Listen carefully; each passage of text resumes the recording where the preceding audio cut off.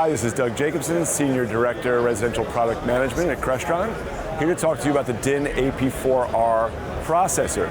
The DIN AP4R is a really convenient form factor when you want to put a control processor into a small space or into a structured wiring enclosure such as a cane enclosure. And of course, it runs Crestron Home. So, lots of great applications for this. It could be a full-fledged control system where you just need that small form factor. It comes with a full complement of I/O, or you can use it as a dedicated lighting and shade control processor with our new multi-processor support in Crestron Home.